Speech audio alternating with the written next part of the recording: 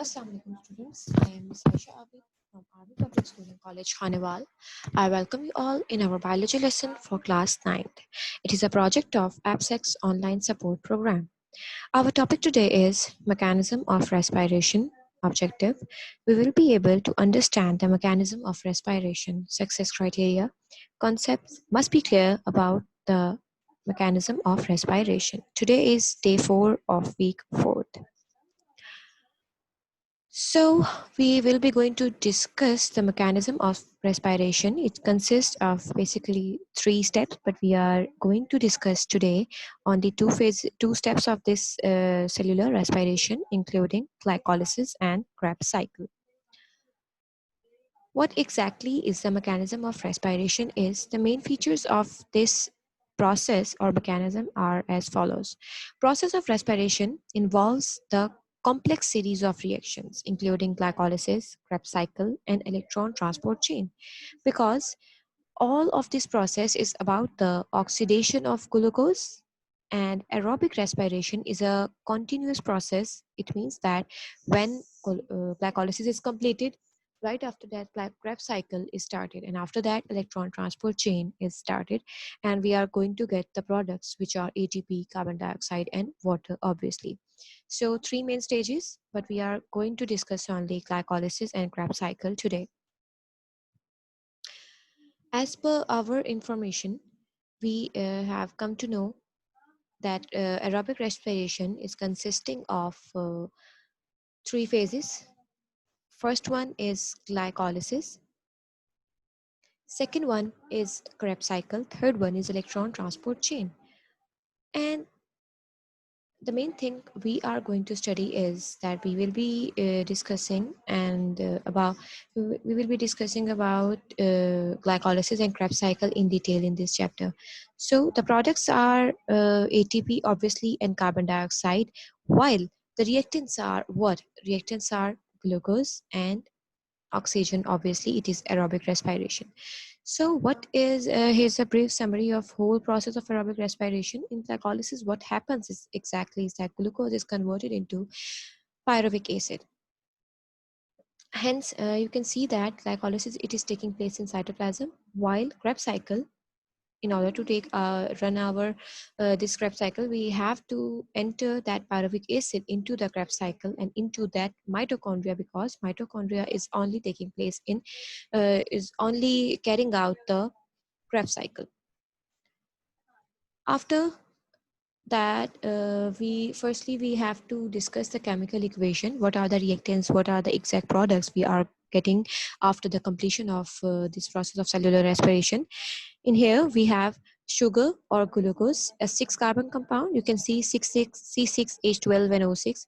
Sugar and oxygen. These are the reactants of whole reaction. While after the completion of the process or completion of aerobic respiration, what we get carbon dioxide, we get water, and ATP, which is obviously the energy currency. And that's the reason why mitochondria is called the powerhouse of the cell, because mitochondria is producing ATP, and ATP is used for carrying out our life activities by using this energy currency. Coming towards glycolysis, what happens exactly in glycolysis? As you know, glucose is a 6-carbon compound, including, you can see 1, 2, 3, 4, 5, and 6 carbon. These are carbons. And after the completion of glycolysis, what we have 2 molecules of pyruvic acid.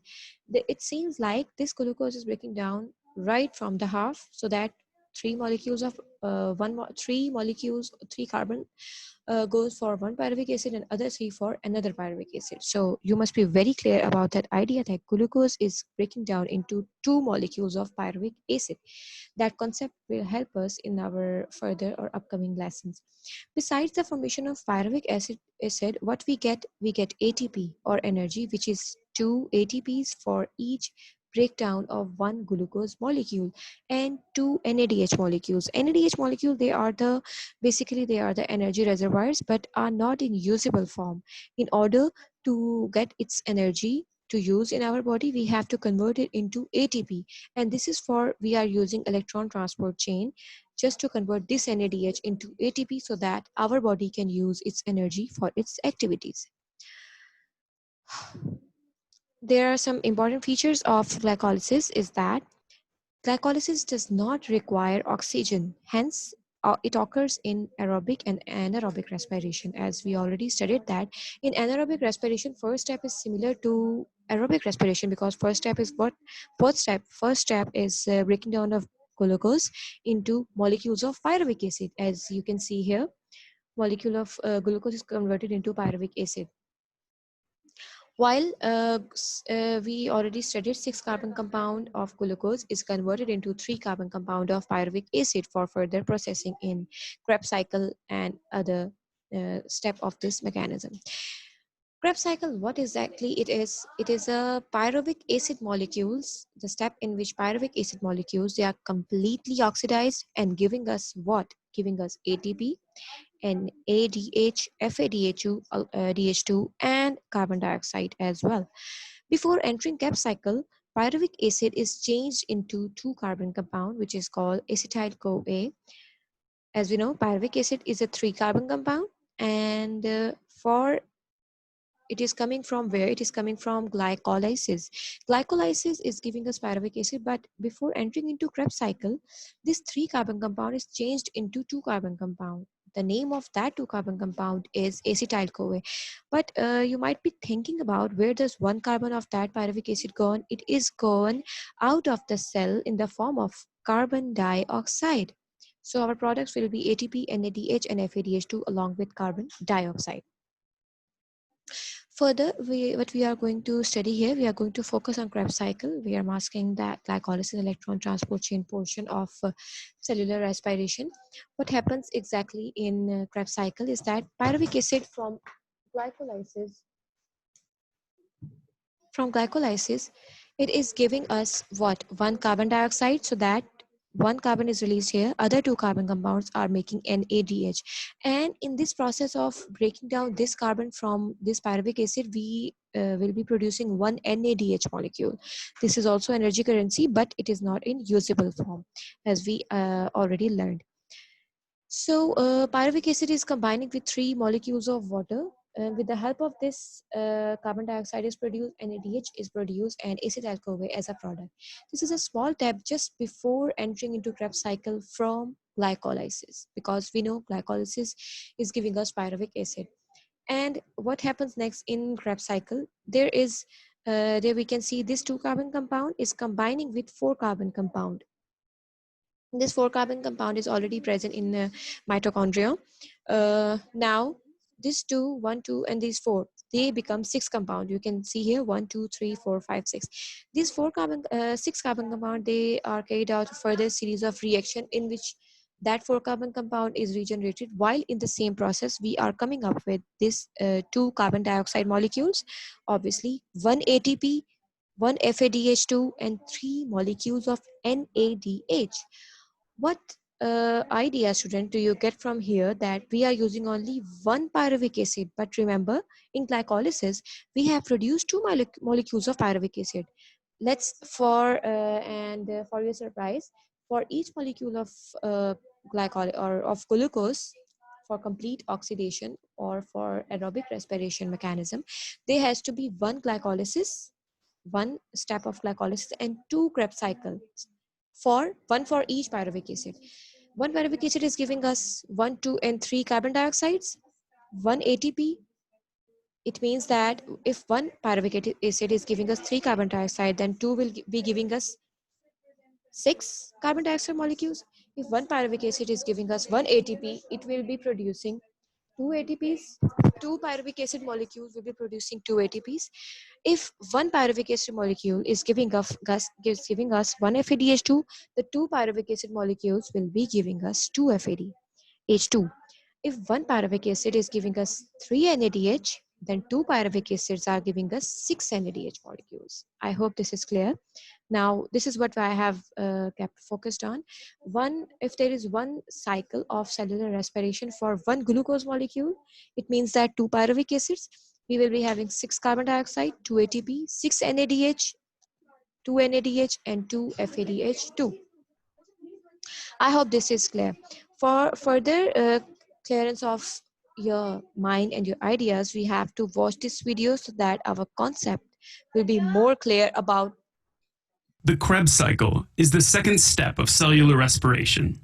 The Krebs cycle needs oxygen in order to proceed, and it takes place in the inner matrix of the mitochondria, which are found inside cells. If oxygen is present, pyruvate that is formed in the first step of cellular respiration is taken into the inner membrane and the Krebs cycle begins. During the preparatory stage of the Krebs cycle, pyruvate molecules left over from glycolysis give off a carbon atom in the form of CO2. Next, the Krebs cycle proceeds. The newly formed 2-carbon molecule combines with a molecule called coenzyme A. This produces a new product that is important to the Krebs cycle called acetyl-CoA. The reactions required for producing acetyl-CoA store an electron in a molecule called NADH that is used later during cellular respiration. The Krebs cycle begins when a 4-carbon molecule is combined with acetyl-CoA, forming a 6-carbon molecule called citric acid. Next, during a chain of reactions, 2 carbons are given off from citric acid in the form of CO2. 1 ATP molecule is produced. And since high-energy electrons are produced during this chain of reactions, 3 NADH molecules are produced. When NAD+ takes on an electron, it becomes NADH. So, 3 NADH molecules are produced. When 2 electrons are stored in a molecule called FAD during the Krebs cycle, it becomes FADH2. This chain of reactions produces 1 FADH2 molecule. We care about these stored electrons because they are used during the electron transport chain portion of cellular respiration, which occurs directly after the Krebs cycle. The Krebs cycle produces a lot of important molecules. When we started the Krebs cycle, we followed the story of one of the pyruvate molecules that was produced during glycolysis. But glycolysis actually produces 2 pyruvate molecules, so we'll have to double the amount of products produced by the Krebs cycle in order to have an accurate estimate of how much energy cellular respiration can produce from just 1 glucose molecule. The grand total for the Krebs cycle comes to 2 ATP, 6 NADH molecules, and 2 FADH2 molecules. The electron storing that has taken place during glycolysis and the Krebs cycle are used in the third and final stage of cellular respiration, the electron transport chain.